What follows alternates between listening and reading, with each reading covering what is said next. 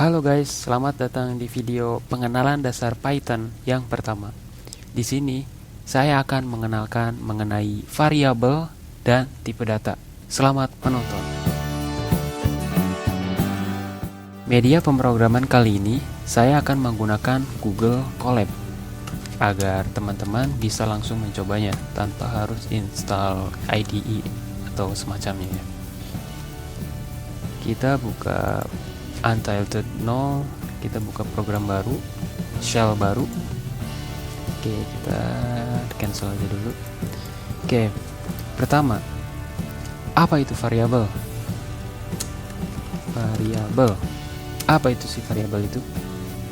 Oke, variabel dalam pemrograman adalah sebuah entitas yang digunakan untuk menyimpan nilai atau data yang dapat diakses dan dimanipulasi oleh program. Nah, di sini tanda pagar di sini adalah simbol komen untuk baris program pada Python. Jadi, kata variabel di sini tidak akan dieksekusi oleh Python. Saya coba run program ini dengan klik play button di sini atau Ctrl Enter. Oke, untuk pertama kali run dia akan lama. Di sini terlihat connecting to Python 3 Google Compute Engine Backend. Artinya program ini dijalankan pada Python 3 ya. Oke, di sini tidak ada output sama sekali, berarti program ini aman, tidak ada error. Di sini saya akan mengetikkan beberapa aturan untuk membuat variabel. Oke, kita fokus pada yang pertama. Variabel itu harus dimulai dengan huruf atau garis bawah. Kita coba dengan membuat variabel bernama nama. Nama sama dengan misalnya Tropolungo. Oke, ini nama akun saya ya. Tropolungo. Oke. Kita coba Ctrl Enter, tidak ada output, berarti ini aman, tidak ada error. Kalau misalnya kita mulai dengan angka satu nama, kita Ctrl Enter, run, oke, ada output ini, berarti ini error, berarti program ini bermasalah. Kemudian hanya menggunakan huruf, angka, dan garis bawah, berarti selain itu misalnya simbol persen, misal persen nama lengkap. Kita coba run, oke, terjadi error. Nah, kemudian peka terhadap huruf kecil dan besar.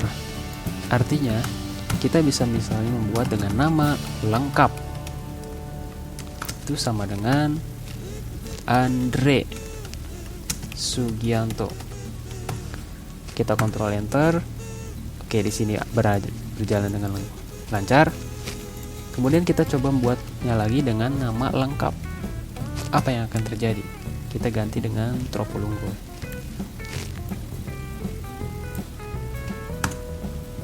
Oke, kita coba berkenalan dengan fungsi pada Python yang bernama print. Print dalam kurung, di sini value objeknya apa? Kita misalnya kita letakkan nama lengkap. Apa yang akan terjadi? Yang terketik adalah Andre Sugianto, baris yang ini. Dia tidak akan nge-print baris yang ini. Kita coba ubah L-nya jadi kecil, kita Ctrl Enter. Dia mengambil objek dari data ini, dari variabel ini, yaitu Tropolungo. Bagaimana kalau keduanya kecil semua? Nama lengkap kecil semua. Apa yang akan dia print? Yang di-print adalah Tropolungo, karena variabel ini akan menimpa variabel sebelumnya, karena namanya sama ya. Oke. Selanjutnya, menggunakan nama yang deskriptif. Nah, jadi kita harus menggunakan nama variabel yang harus deskriptif ya, dengan isi dari variabelnya atau value dari variabelnya. Misalnya di sini Andre Sugianto nama lengkap. Ya, ini kalian juga pasti mengerti ya apa yang saya maksud. Jangan sampai nama variabelnya umur tapi isinya Andre Sugianto, yaitu ngaco ya. Oke. Selanjutnya, tidak boleh menggunakan apa ini? I am not robot, yes.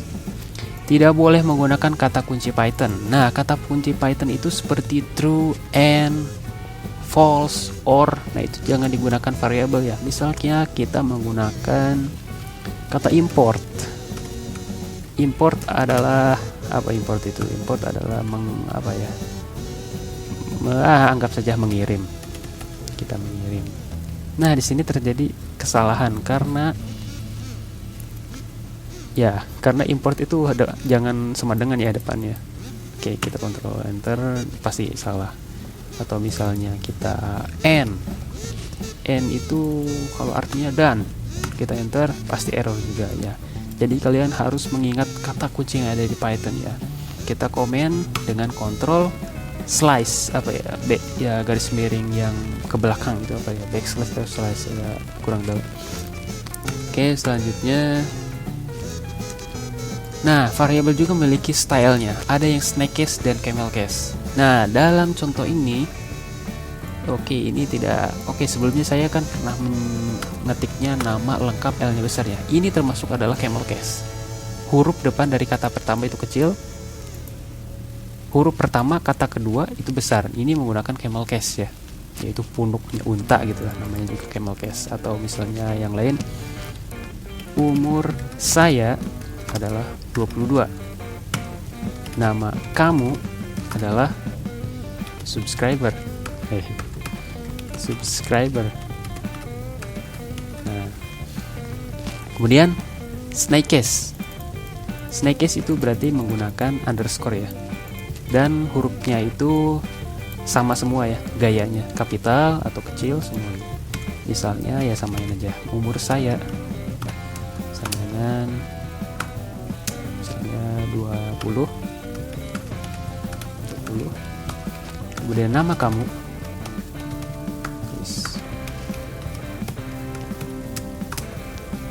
Gibran misalnya.